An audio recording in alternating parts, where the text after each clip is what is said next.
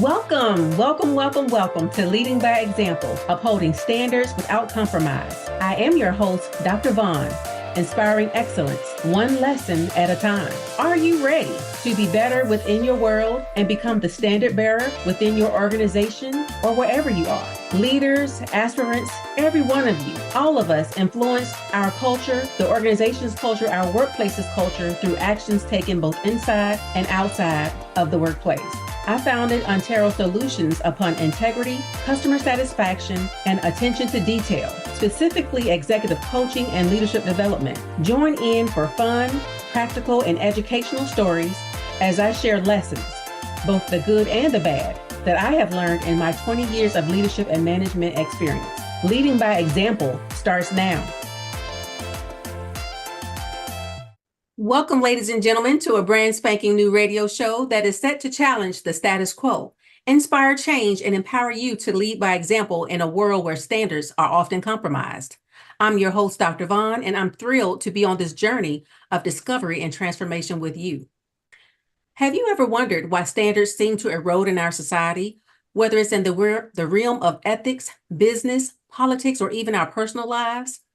Why do we often find ourselves in situations where principles and values are sacrificed for short-term gains or convenience? These questions lie at the heart of our show, Leading by Example, Standards Without Compromise. Over the course of the show, we will delve deep into the complex landscape of compromised standards, seeking answers, insights, and most importantly, solutions. So I hope you're ready to learn more about leading by example. Let's begin now. So in this last episode of the series, Cultivating Ethical Cultures, Building Integrity from the Ground Up, we had two guests, Mr. Aaron Kelly and Mr. Jude Joseph. And jointly, we examined the role of leaders in fostering an ethical culture within their organizations and the impact this has on overall performance and reputation. In the final episode of this series titled Standing Tall, The Journey of Unwavering Ethical Leadership, we will discuss the importance of accountability mechanisms and sustaining ethical leadership and how these frameworks can be effectively implemented. I am so super duper excited today because we have a guest, Dr. Mike Smith, and I know this will be a fun time and a very lively discussion. So let me introduce Dr. Mike. Dr. Mike is a distinguished leader with a remarkable career spanning over 3 decades. He enlisted in the U.S. Air Force in 1983, where he dedicated 26 years to service, holding numerous leadership positions. His roles included serving on the Major Command Headquarters staff and leading several base honor guard teams that provided military honors to fallen comrades. Mike's exceptional leadership abilities culminated in his selection as the first sergeant of the elite United States Air Force Thunderbirds Air Demonstration Squadron, where he represented the Air Force globally through air shows, community visits, and public speaking engagements. Transitioning from military to civilian life, Dr. Mike became a corporate leader at Berkshire Hathaway Energy Company, working under Warren Buffett and Greg Abel. In this capacity, he provided leadership, mentorship, and guidance to employees at all levels, including senior corporate leaders. Dr. Mike's career trajectory continued to rise as he took on the role of group CEO for a global coaching company. Currently, he is the founder and president of his own company, where he is highly sought after for his expertise in delivering keynotes, workshops, retreats, and masterminds. Dr. Mike's thought leadership is recognized through his membership in the Forbes Coaches Council and his role as president of the International Coaching Federation, Southern Nevada. Dr. Mike has been featured on various media outlets, including Fox Atlanta, Fox Baltimore, Fox Indianapolis, NBC Louisville, NBC Davenport, ABC Portland, ABC Tulsa, CBS Tampa, and CBS Michigan. His insights have also been published in Forbes, HR Morning, and other notable publications. Dr. Mike Smith holds a PhD in industrial and organizational psychology with a specialization in leadership development and coaching from Walden University. He also earned a Master of Human Relations from the University of Oklahoma and a Bachelor of Science in Education from the University of Nevada, Las Vegas. Further, Dr. Mike has a professional development certificate in building organizational cultures from Harvard University, an executive certificate in leadership from the University of Notre Dame, and a professional certificate in advanced human resource management from UNLV. He is a certified professional corporate speaker and presidential member of the National Society of Leadership and Success, and has been inducted into the International Honor Society in Psychology and the National Society of Collegiate Scholars, recognizing his commitment to scholarship, leadership, and service. Woo! Dr. Mike, welcome. OMG. Dr. Wow. Vaughn, thank you very much for having me. Awesome. So, Dr. Mike, there is so much to you as we just, as I kind of read off through your bio, which is just a small snapshot of you. I want to start first just by jumping into your background and career because there's so much. And, as we go, just kind of feel free to take us where you want to go. But, I'm going to ask you questions about your background and career, your thoughts on ethics and leadership. And, we're going to talk about your current endeavors and insights. Right on. Yep. Because I want you to share. Awesome. Because I want you to talk to us about this book you got coming out. Okay. Make sure you talk about that. So first off, tell us about your military career and leadership roles in the U.S. Air Force. So during my 26 years in the Air Force, as you mentioned, the highlight of my career, of course, was serving as the first sergeant for the Thunderbirds, getting to travel the world, do air shows all over the place. But there was a lot of prior work that led to that being selected, right? So stepping out and volunteering for like the NCOIC, being in charge of the honor guard positions, flight chief duty, several deployments. So along the way, I was always seeking opportunities, I guess, to step into leadership roles, even at the lowest levels, because we're all leaders to some degree, whether it's formal or informal, we're all leaders, regardless of where we are. So I was just blessed and fortunate enough to be able to step into those leadership roles and just sort of build on one after the other. I started off as contracting specialist. So I was a contracting officer for my first probably 15 to 17 years in the military. Wow. Yeah. So that was a really fun gig, doing contract negotiations and administration. So the technical stuff. And before that, I was in the services squadron. And in my military career, I think this was my first impact moment that really, really drove home the point for me about time, how important time is and how fragile life can be. So in the services squadron, part of our duty is mortuary affairs. So my very first deployment back in, I'm going to date myself a little bit, but my very first deployment to Riyadh, Saudi Arabia back in 1995, a terrorist car bomb went off downtown Saudi Arabian National Guard building. I remember that. Americans. Yeah. It was all over CNN and, it was all over the news. And it turned out that was the first targeted terrorist attack against Americans by the group that later became known as Al-Qaeda. So in that moment, I was in charge of the mortuary recovery team, and we had to pick up the bodies and prep them for shipment back to the U.S. to be rejoined with their loved ones. And that was the really first impact moment in my career that truly made me realize, again, those two things, right? Time, like how important time is, and we're never guaranteed a tomorrow. So do with it what you can to make an impact, make a difference, and a positive social contribution. And then the second thing was just being prepared, right? That impact moment of not taking life for granted, right? And just really embracing opportunities when they present themselves, which is kind of what I continued, on to do, which led me to the Thunderbirds. And then I retired from the Thunderbirds and got fortunate enough to transition right into a corporate job with Berkshire Hathaway Energy and kind of worked my way up through my time there. Wow. You mentioned time, and I love your insights or, your perspective on time. And I'm thinking about all of your accomplishments. And I'm like, how does he have time? but I think this speaks to, and I don't want to get off track of our topic here, but I think it speaks to, you knowing your purpose. Yes, huge. Yeah, when you can land on your why, and we can talk about this later, but the core purpose statement, right? Having a core purpose statement, being able to truly look inside and dive into who you must become as a person, as a unique individual, as a leader and a member of society, really, really creates that alignment and clarity for all areas of your life. And then you're unlocked and unleashed to really step into your calling at that point. I love it. So let's see. In addition to time, are there any additional key lessons that you learned from your experiences in the Air Force and at Berkshire Hathaway?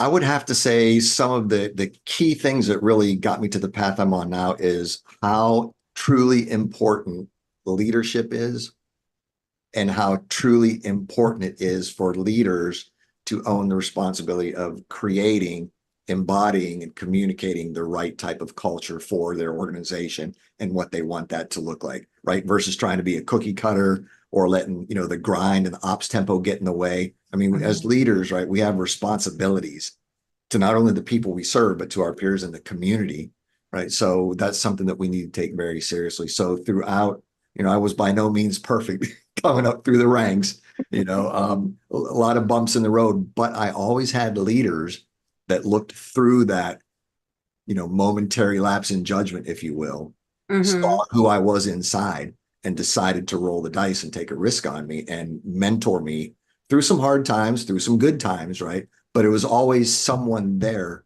in that leadership role to mentor, to guide, and to realize that I was more than just the action that happened at that moment. You know what? I love that you said that, Dr. Mike, because, I feel like because we came up in the military around the same time, within the same time frame. Yeah. So fast forward to now, soldiers that are growing up through the ranks, I personally don't feel like they have enough people who actually give them that grace and mercy to be and to learn and to grow that we had. Because just like you, I made some fumbles and if I had got snatched up, I may not be Dr. Vaughn. You know what I Yeah. mean? Yeah, And absolutely.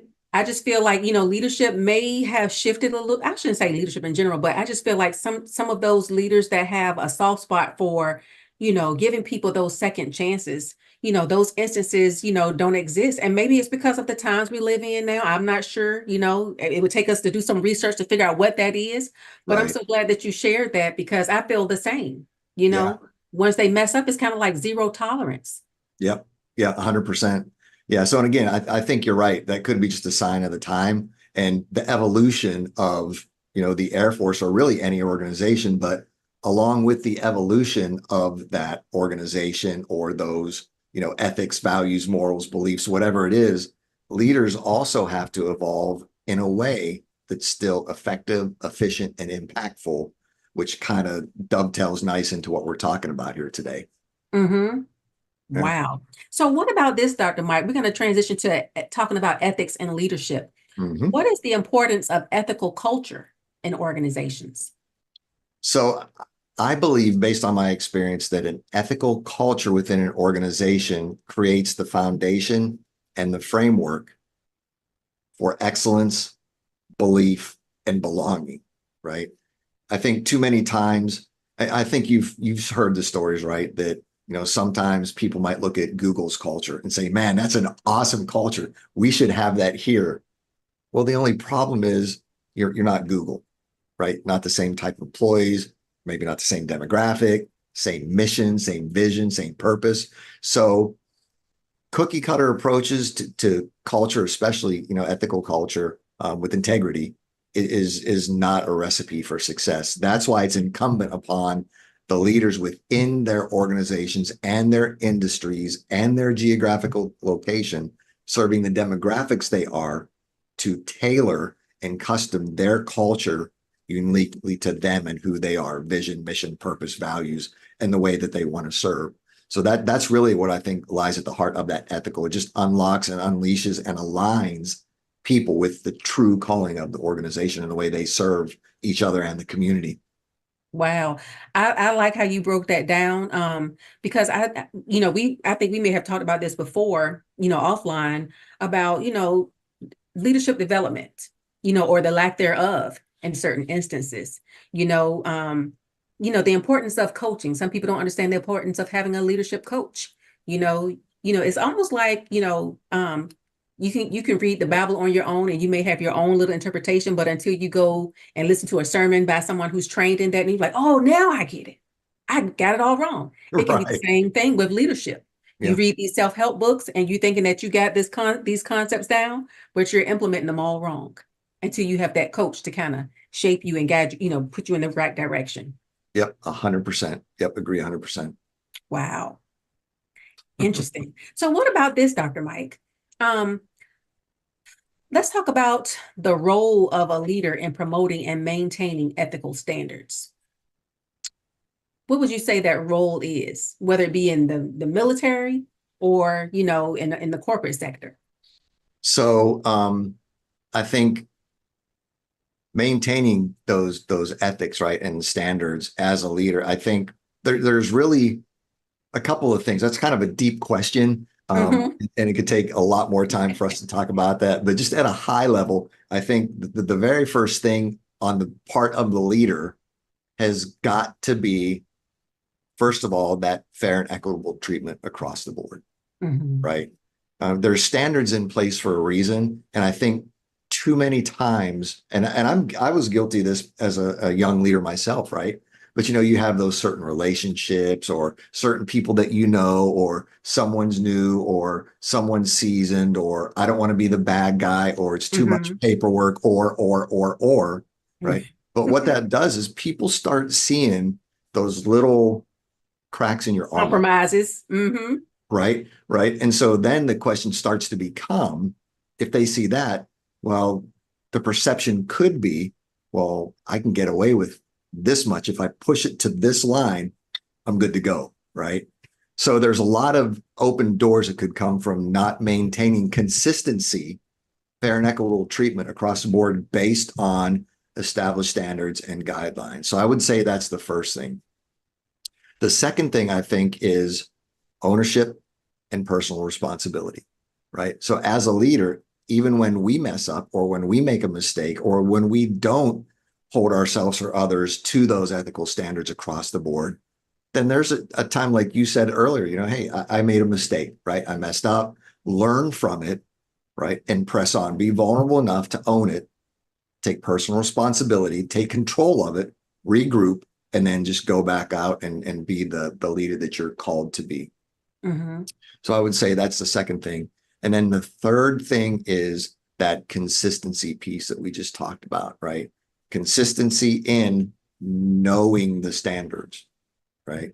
So without keeping up to speed on them and what they are and how they affect and what to do with them, you're just kind of just flailing. And again, that's what could lead to the inconsistency and the doubt in your own abilities. And that list just goes on and on. So again, fair and equitable treatment, ownership and personal responsibility, and then consistently knowing what the standards are that you're supposed to enforce as a leader. And I think also understanding the why, right? Mm-hmm. A lot of times it's easy for a leader to say, well, you need to do it because see right here, it Mm-hmm. says, without really unpacking the why. Is it a safety issue? Like if you don't follow this, could you get like hurt or worse? Right? Is there a financial accountability piece to it? So I think even unpacking the why goes a long way to then getting people to buy into the ethical side of leadership when it comes to standards and enforcement. I'm glad you said that too, because, I know you can probably attest to this, but I know in my early years in the military, I was enlisted. You don't necessarily, very rarely did you get the why. Yes. Yep. You do it and you sound off way, yes, Sergeant, 2 bags full. Yeah. Well, that's a really good point. There may be times when you don't have time True. to do the why, to explain the why, to unpack it. But you always have that opportunity on the back end to regroup and say, okay, awesome job. Appreciate you stepping up. And here's why we did it. Right. So I even think, to your point, there's a lot of times when as a leader, you need to make things happen. Like Mm-hmm. you get on board or off, but we're going this way and it has to happen now. Right. But then always regroup and kind of unpack it. Awesome. I like that you said that. You talked a little bit earlier, you mentioned the word accountability, and that was a great segue into my next question I'm going to ask you. How Mm. do you define accountability in the context of ethical leadership, and why is it critical? So I think accountability goes back to ownership, right? If we don't hold not only ourselves, but others accountable for the tasks and the assignments that they're given to do, then there's no, I don't know how to say this. So there's without accountability, I don't think there can be true learning, growth, progression as an individual and a team, right? So accountability really is the foundation to moving the needle forward within the organization, within a team, within an individual.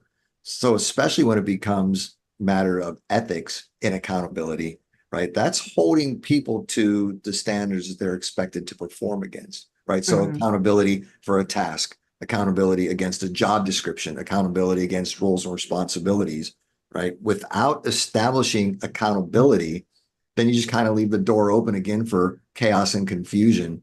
And I think that there's quite a few studies out there actually, and you may have seen them too, that people truly appreciate at the end of the day, whether they say it or not, and whether it's in the heat of the moment or not, people really do like accountability, right? Mhm. Because that also provides a sense of direction and clarity with guardrails, right?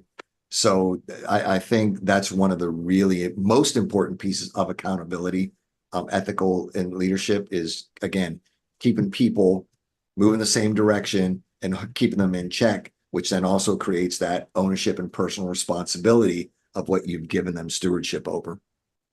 Does that make I sense? It does. And I was going to ask you about, types of accountability mechanisms, but you touched on those, like, in the position descriptions, roles and responsibilities. In your coaching experience, have you, run across instances where people have, where there's been a delta in that? In the military, we get counseled, frequently because you got to get it for your reporting, right? But on Right. the civilian side, whether you be a contractor or just, in corporate somewhere, or maybe just in the government public sector, you may be lacking on, those touch points, if you will. Can you talk about, the importance of having those touch points, or the importance of, having those, counseling sessions, if you will, you know, to let people know how they're doing or how they're measuring up against the standards? Yes, yes, and that is extremely important. And not so I'll touch on that specifically, right, with the performance feedback, job descriptions, annual appraisals, that kind of HR system. But even when we're talking about accountability, you have a team assigned to a project, with a milestone template, right? Mm-hmm. There's certain milestones and KPIs that they're supposed to hit. So again, what happens in those instances if you don't hold the people in the team accountability or hold them accountable to those milestones and KPIs? Mm-hmm. You could start losing money, right? You could really blow a project. You Not win the contract recompete. right? Yeah, liquidated damages. I mean, all kinds of stuff could happen. So there's that accountability and touch points as well. But in the area of personal performance, when it comes to the performance feedback and annual appraisals, coaching sessions, ongoing counseling, verbals, progressive discipline, whatever the case may be, I can't tell you initially before I became the corporate safety manager in Berkshire Hathaway, I was everyone's favorite person. I did internal employee investigations for about 2.5 years, right, in ethics and corporate compliance. So, the internal affairs of the company. So you go walking down the hallway and it's like someone turned on a light and the cockroaches scattered. No, it Right. wasn't that bad. But so we dealt with everything from my boss doesn't like me because he changed my schedule, my coworker wears too much perfume, Oh my no. desk is too high, all the way up to the serious things like sexual harassment, discrimination, theft of company property, time card fraud. And so going through all this, as part of my job, what I would do is I would also have um, on several occasions, I would have leaders come to me, right, and say, "Hey, Doc," well, I wasn't a doc back then, but they're like, "Hey, Doc, I need Joe gone. Like terrible employee, worst employee ever. Like he's just causing all this toxic stuff. Never does his task. Is always like I just need to get rid of him." Mm-hmm. All right, man. That's a lot. Sorry to hear that. So I'll tell you what. Why don't you give me your documentation of Yeah. how you held them accountable, how you explained the standards to them, and let them know how they're performing. Well, what do you mean documentation? Dude, sorry, I can't help, like I can't help you. How fair is it to you or that person that you're in my office now wanting to terminate, Mm-hmm. but you haven't schooled them, haven't coached them, haven't disciplined, counseled? Like I, I don't know what to tell you, but it's not going to go down this way. So again, going back to that fair and equitable treatment of everyone across the board by doing things like those accountability touch points, then you're keeping people aware of how they're doing or how they're not doing, where they're shining, where they need to pick it up. which then opens a door to things like supporting and validating a promotion request. Mm-hmm. Or the flip side of the coin, supporting and validating a letter of counseling or termination, right? But Right. either way, that accountability, again, that lets people know how they're doing and puts those guardrails in place to do the right thing at the right time for the right reason. So this wasn't a question I was going to ask you, but because I've seen it so many times in your coaching experiences, maybe you've come across, leaders or managers, what seems to be the resistance or the hesitation in documenting performance or even approaching, you know, those that are in your charge with, updates about their performance. What is that? In the military, that was kind of like an ingrained type thing. But since I've retired and, been in on the contractor side, I've noticed it's not a thing. What do you Yeah. think that is? Is it So is I, it personality wise or is it just lazy? so I, so I've seen a little bit of the lazy or being too busy, right? Mhm. Because it is. I mean, when you start to go down the path of, we'll just use a trouble or a difficult employee as an example, right? Someone that takes coaching and takes time and takes documentation, right? There is a fair bit amount of work that goes into that. Mhm.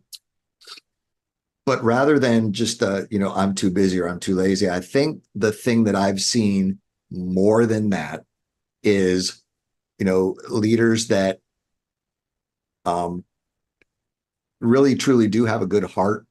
So they're scared of or worried about or don't want to have that crucial conversation, potentially hurt someone's career. Well, I know him, he's got kids. I don't want to do anything to jeopardize the bonus, right? So instead of having those difficult conversations and dealing with it, it's just kind of easier. And here's the ironic part, right? It's only easier in the moment. Mhm. The longer it goes on, it doesn't get any easier. It gets a lot Exactly. harder and a lot worse, causes a lot of toxic issues among the other employees who are doing their share when this one isn't, and they're all Yep. still getting treated the same, right? So I think that's the bigger thing is the times that I've seen that's that the leader wants to be liked, doesn't want to be perceived as the bad guy or the mean person or a jerk. So it's really overplaying the compassion card to a fault. Mm. That makes sense. It does. It does. Now, what about this, Dr. Mike? And I wasn't going to take it there, but what about in your coaching experiences? Like, have you revealed that particular flaw in people that you've coached, like via the Enneagram? You know how you did the little breakdown on me? Yes. Yeah. So absolutely. Yeah. So sometimes that does come up when it does surface, again, that's why, the coaching that we do, we use several inner core assessments, right? Because Mhm. could be easy to argue against one. Well, okay, I get it. It says that, but that's not really me. But when you have two or three assessments that say the exact same kind of thing. So yes, there have been occasions where, and that's kind of why I use that example. There have been occasions where the the the leader has just kind of overplayed their heart, right? Their emotions a little bit too much, again, to a fault, by Mhm. really feeling bad again. And it's all a matter of perspective. If you take that same scenario and reframe it in a way that they understand that if they do deal with this person, like they're truly helping, they're not hurting. They're Mhm. truly helping this person because you have Exactly. no idea why they're acting that way, right? Could honestly be a blind spot. It could be they're dealing with something. It could be they're honestly not trained, right?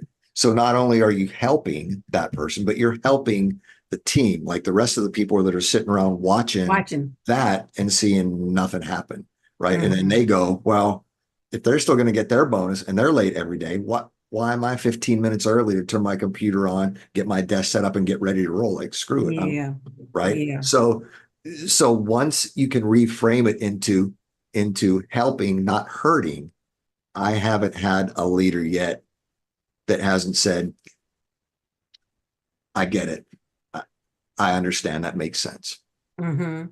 Yeah. Mhm. Yeah. I'm glad you shared that, Dr. Mike. Thank you so much. Yeah. Thank Um, you. so what about this? Let's talk about your book, Protect Your Patch. Yes. Okay. So what about it? So What do you think? In your book, you discuss creating a legacy-inspired culture.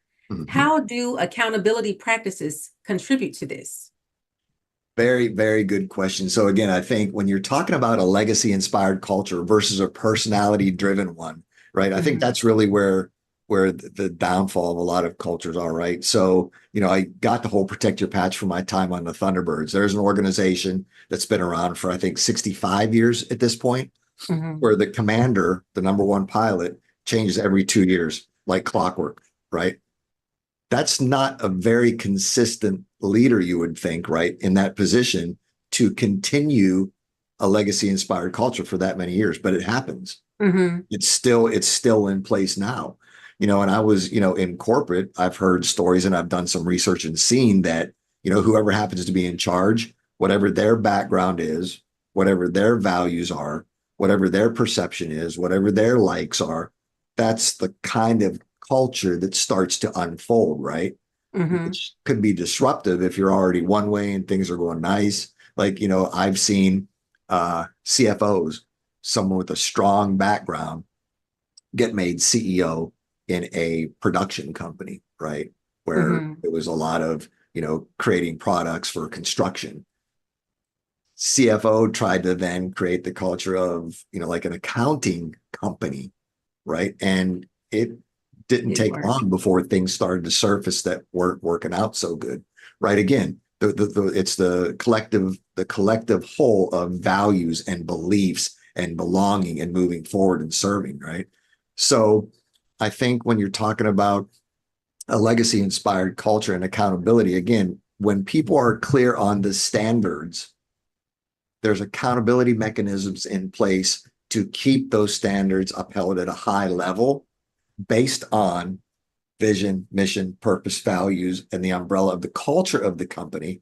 That's what allows a legacy inspired culture to be born, to live, and out survive and outlast everyone who put it in place, right? Because when you're operating on, again, standards and a true legacy inspired culture versus feelings, or the soup du jour, if you will, right? Mhm. That'll stand the test of time way beyond any leader who's in charge at that given time. But again, even Mhm. that takes work, right? Because the leader that steps in, and that's one thing about the Thunderbirds, every leader, number one pilot that came in, 2 year rotation, came from, a different base, different hours in different aircraft, grew up in different places, went to different colleges, got their degree from a different place. But as soon as they were hired and walked through the hangar doors of the Thunderbird hangar, they knew exactly why they were there. And they stepped into and embraced that legacy inspired culture that was already there. They just evolved it, kept it going, and tweaked it where it needed to be. But the foundation was there. And everyone that stepped through those hangar doors knew it, knew why they were there, and wanted to be there. And that's what I miss about, being in uniform. The same was the case in the 82nd Airborne Division, in the Army in general, wherever I've been assigned. But I want to ask you, Dr. Mike, so, what is it about, the Air Force and the Thunderbirds that kind of kept that culture in place? Like you mentioned, everybody who came on that 2 year rotation for leadership, they came from different backgrounds, different environments, different homes, different upbringings. But when they came to be a Thunderbird to that command, they knew what time it was, and Yeah. they did what they're supposed to do until it was Yeah. time to roll out. What kinds of I don't want to say induction, but what types of culturization, if you will, what's the word I'm looking for? What type of indoctrination took place that made that happen? Because I know in the military is certain things that we do that aren't done on Right. the outside, like for example, I was in the 82nd Airborne Division. We had prop blast. It was kind of like it's kind of hazing, I don't want to say, but we did those things and it got everybody on the same page. And you did what you're supposed to do, and you were proud to do it. What are Yeah. those things that the Thunderbirds did? What did y'all do? So, very good question. That's kind of what led me to create the Protect Your Patch culture program that I have in the eventual book. But in diving into that and unpacking that and reflecting on that, because I asked that same question, I was like, well, how the heck did that happen? Because then I transitioned into my civilian corporate job.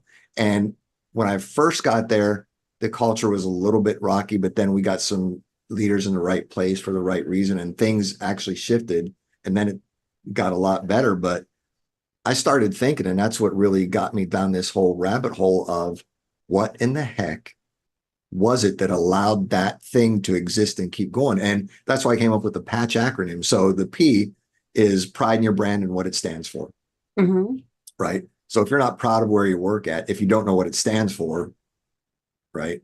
I love it. Then how you can represent it, protect it, wear it, and model it. The A is attention to detail, right? Doing the little things in a big way, not just the big things in a big way, but the little things too. The T is teamwork that spans the entire organization, right? There were no silos, right? Everyone on that, and we were kind of like the 82nd, I'm guessing. We were a self-sufficient unit. Like within the Thunderbirds, we had our own personnelist, our own finance, our own comm, our own public affairs, our own recruiter, our own maintenance, our own quality assurance, our own fuels, like and up. So we went somewhere, we had everyone we needed from every skill set to make the air show happen. So teamwork again across the, and that's the one thing I got to share real quick. The very first air show I did, it was in a Fort Smith, Arkansas reserve base. And I was amazed. I mean, I had watched the training season, watched everyone do their thing. But the first time I traveled on that very first air show, the C-17, we got to Fort Smith, it landed, everyone got off the plane. There was just a quick briefing by the number 8 pilot, the advance that got there the day before, told us where the hotel was, you know, the gym, show center, the hangar that we were going to use, all that. And then as soon as he said break, like no kidding, everyone just went. Like they knew what they had to do. They like no one had to tell anyone where to go, how to. I mean, it was just amazing, just like clockwork. Like it just happened. So that's the teamwork that spans the entire organization. The C is clarity, clarity in vision, mission, purpose, and values. Right, not guessing, not thinking, but being really clear about those things. And the H is honor by representing the brand in integrity. So that's where the patch came, that patch concept came from. And the honor in representing the brand and integrity, one of the very first things that we had to do as soon as we got hired to the team, there was a 21-day program that we were in. And the biggest part of that 21-day program was we got, I think at the time it was maybe a 65-page book all about Thunderbird history. From the time the team was formed, the name of the first pilots, the very first air show we did, what aircraft we flew for how many years and what years, like just on history, right? So right from the bat, and you had 21 days, and at the end of 21 days, you were grilled to patch, like you were asked 15 random questions by the boss out of that 65 or 70-page book. And that kind of puts you in a place where you had to learn the history, not only so you could patch, but one of the things I noticed that as people were learning that history, they would get more attached to the organization because there was a better understanding of how we were formed and why we even exist and why does it matter. So that was huge. I like that, Dr. Mike. And I'm telling you, when you were saying that, I was just getting so excited because I was remembering, I was having flashbacks about, my time on, now it's called Camp Liberty, but Fort Bragg, especially on the 82nd Airborne side, because, we had to do the same thing. We were secluded for a little period of time. It wasn't 21 days, but, during that time, it was just, our little group. We did physical fitness together. We went to the museums and learned all about the history. We had to learn the words to the songs, everything. And you're right. So, people would say, oh, you were in the 82nd, you're brainwashed. I was. I would not in a bad sense, but I was sold into the mission, its vision, its purpose, everything, because I had gone through that training, and you couldn't tell me that the 82nd didn't need me. It was in my heart and I was in it, and I think that, is missing today, and I know you can't necessarily have it on the, civilian side, but, that's really and truly what's missing, because you go through that little, dedicated block of time, and you form camaraderie, with the people that are going through it with you, and you're in that mission together. And, I think that tie is what makes you, at the end of the day, you got a problem that needs to be solved. You dig in a little deeper because you're like, oh, this is my organization. I got to do this. Yeah. Yep. And that's the whole patch concept. That's a reason, part of the reason I'm putting the Protect Your Patch book out there and writing it, and have the program is because it is very easily adaptable and implementable. Is that even a word? Oh, it is now. Right, right. Right. You got the mic. It is now. Can be implemented, right? Even in corporate, regardless of industry, regardless of company size, like it can be implemented. So I tried to frame it in a way that across the board, no matter who you are, where you are, brand new company, legacy company, 10,000 employees, 100 employees, like everyone can take this concept and adapt and implement. I love it. I love it. Like I said, you just, gave me so many, fond memories of my time in the 82nd because, granted, I love my entire military, career, all Yeah. 22 and a half years. But that time I spent in the 82nd Airborne was, probably the most memorable because of those experiences. Yeah. We even went to a museum where they set us in like a little, I don't even know what kind of, it was like a theater chair. But when you sat there, we watching this little movie about the 82nd, it starts rocking like you're in a Humvee. And I'm just like, oh my That's God. awesome. Oh, that's great. It was amazing. So I loved it. And I cannot wait to see what comes out of your products from Protect Your Patch, because that's going to be phenomenal. Well, and I've actually had a couple of organizations already reach out and want to start working with, and the one that I'm already working with is actually making that part of their onboarding program. Like they're actually putting together a little company history book, right, as part of their onboarding and I think that's amazing intro packet. So it's starting to grow legs and really take off, this concept, because it's I don't know, it's just so powerful, just what it can do for an organization and teams, right? In terms of that legacy inspired culture. And especially in regards to, personnel turnover, I would be interested to see, over time, how that's impacted, how that changes. Yes. Well, and so that's a really good point. You talked about, the importance of coaching, right? Leadership coaching, that one-on-one coaching, team coaching, and taking the time to actually check out your culture and transform it.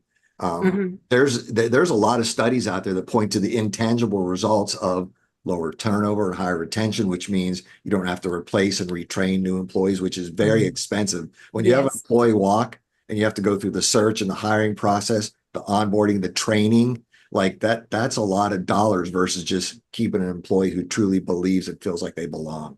And want to stick around to see if they can, excel within the organization versus taking their talents elsewhere.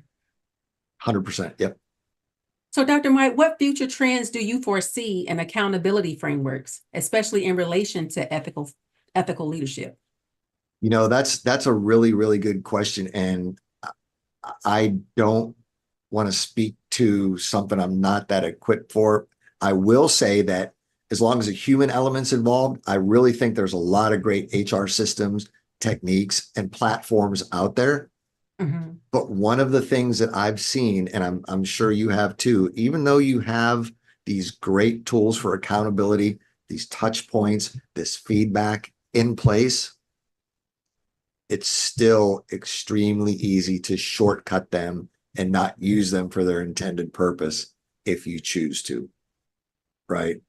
So I think the trend, going back to your question, and this is going to actually evolve a lot, right? With technology and AI and just everything that's coming down the road. Everything. However, there's still always going to be that human element. And I have to believe that the more the professional business and workforce landscape evolves and changes, I think it's going to become more imperative for organizations, specifically HR and leaders, to actually get more on board with the right type of accountability to then be able to keep the organization moving forward. Because, nowadays, I mean, you can pull up almost any major business publication and just see that people, if they aren't happy, if they don't feel that they belong, and culture is a lot more impact than pay is. Like if you look at studies by MIT Sloan and Harvard and Deloitte, right? A toxic or a bad culture will drive people away more so than going someplace to earn more money. I mean, it's right. it's documented, right? So I think to, like you just mentioned, to keep that talent, right? To keep them in your own home, right? And not have them looking, because it's so easy now to just go, right? Oh, yeah. The accountability framework based on, again, the culture, the vision, mission, purpose, values, and using it the proper way, I think is just going to be huge to recruiting and retaining a top-notch world-class workforce within any organization. I really do. I agree. I agree. Now, what about recent trends in leadership development and coaching? Um, I know that you're on the Forbes Coaches Council and the ICF for Southern Nevada. Is there anything that you can share in regards to recent trends or what you see coming down the pike in regards to leadership development and coaching? So the biggest trend that we're starting to see, and again, there's a lot of white papers and research out there on this, is, and you mentioned this earlier, right? Just how valuable and important leadership coaching is, right? At all levels: senior leadership, executive, C-suite, high performer, high potential, emerging, right? Mm-hmm. All those different categories. And just the value that is starting to become more visible now around the leadership coaching, and just even the trend of that profession in and of itself. Like it's going to just take off more than it ever has in the next 5 to 10 years.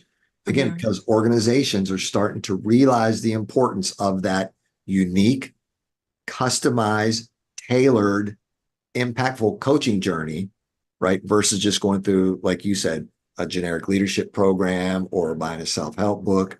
When you can actually have someone hip to hip with you, partner in your corner, and actually help you co-create that leadership development plan based on data, Mm-hmm. right? Not feelings, not perceptions, but based on assessments of yourself, objective, and then subjective of those around you. And you can put all that stuff together and create a really true, unique, impactful, tailored leadership development plan. Like, just what you can do with that is just, I mean, it's unreal. Just the power it gives you, the clarity, and just the ability to keep rolling.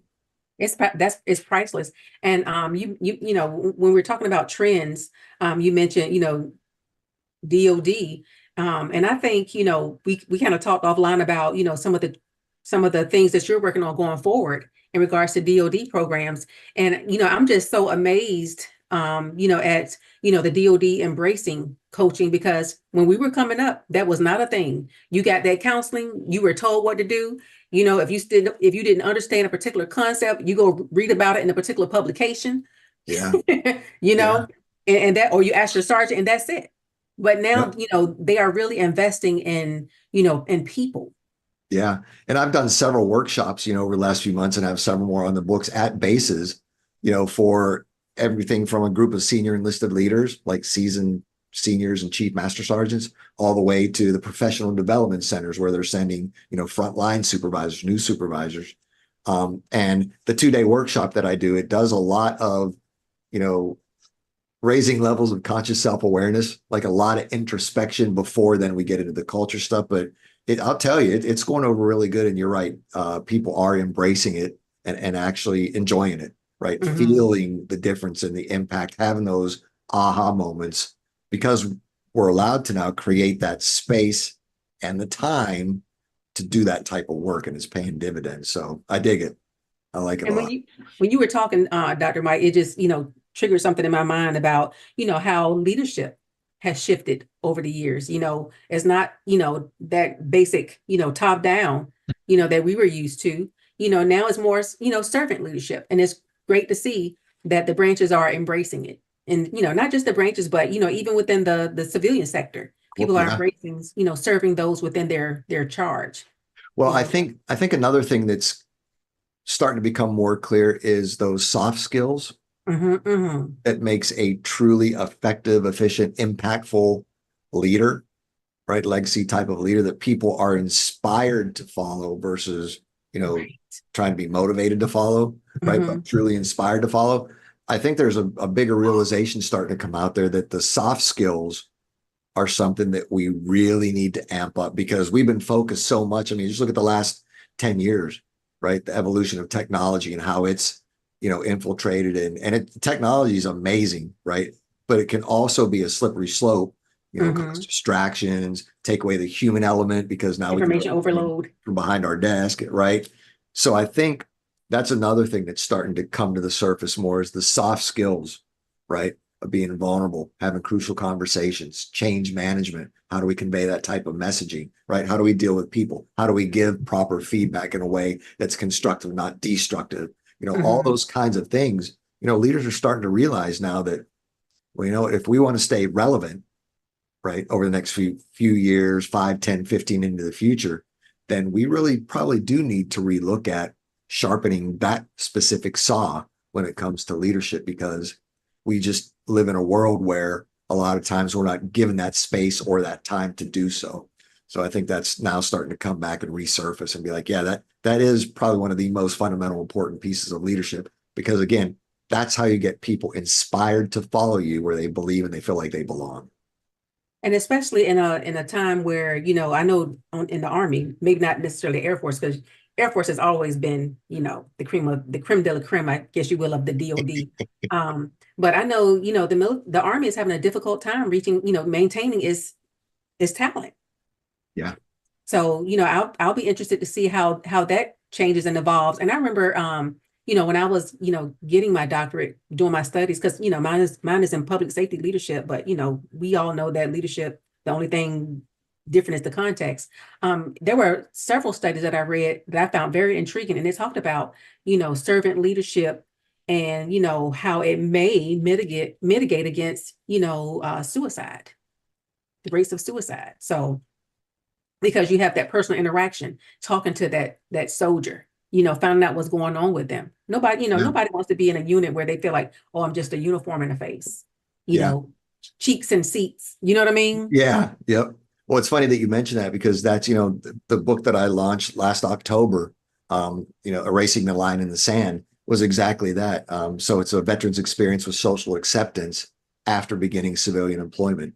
And although Mm, the book, my study was done on a group of veterans, the theories, the principles, and the real world effects of the need for belonging, societal acceptance, approval addiction, whatever you want to call it.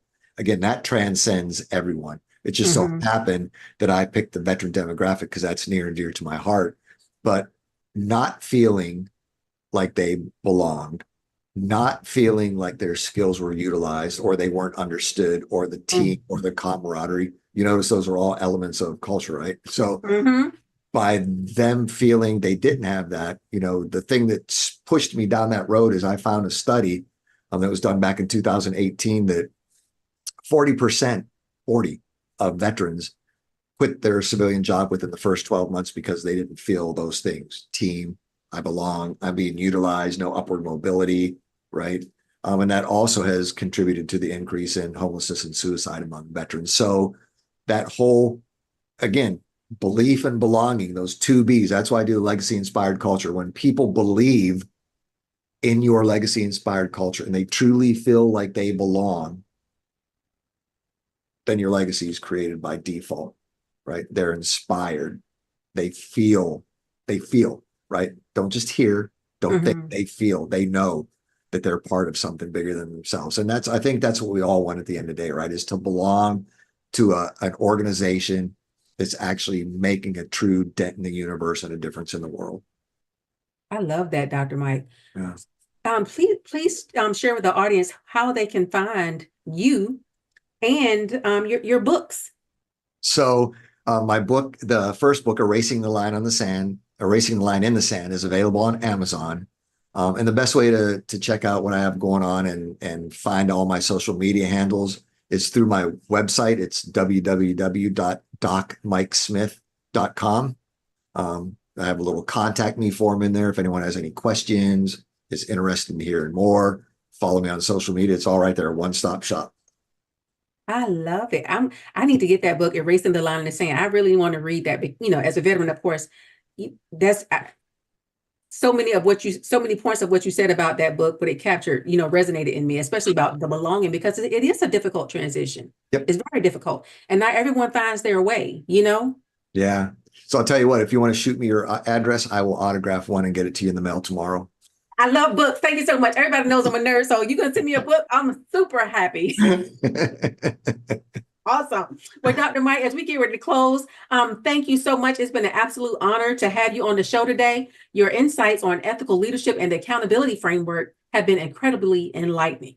Thank you for sharing your valuable experiences and wisdom with us and our listeners. We deeply appreciate your time and the knowledge you've imparted. Thank you for your continued dedication to fostering ethical practices and leadership, and for your service to our country and the professional community. So thank you, thank you, thank you. I'm just gonna, pop over to, some quick closing comments. Thank you all for joining us today on the Accountability Framework, Ensuring Ethics and Leadership. A special thanks again to Dr. Mike Smith for sharing his profound insights and experiences. It's clear that fostering an ethical culture within an organization is not only essential for compliance and risk management, but also crucial for building trust, enhancing reputation, and driving long-term success. Remember, the foundation of strong leadership is accountability, and it starts with each of us. So let's strive to be leaders who inspire trust, uphold ethical standards, and make a positive impact in our organizations and communities. We hope you found today's discussion with Dr. Mike insightful and inspiring. Remember, ethical leadership starts with each one of us. So let's strive to lead with integrity and accountability in all that we do. I want to give a shout out to my producer, Ms. Moxie Rogers, for keeping us on task and on time. And please tune in to our next episode on Thursday, July 4th at 1 p.m., where we're going to be talking about the foundations of honorable leadership. Might have to rope you back in on that, Dr. Mike. Absolutely, be more than happy. Yes. Yep. Count me in. Wonderful. Thank you so much. Thank you so much. Again, I can't thank you enough for this great conversation. I'm going to be pinging you, and you getting my address as soon as we sign off. I want my book. Thank you, Dr. Vaughn. You'll get it for sure. Thank you so much. All right. Thanks. Have a good one. You too, Dr. Mike. All right. Bye-bye. Bye-bye.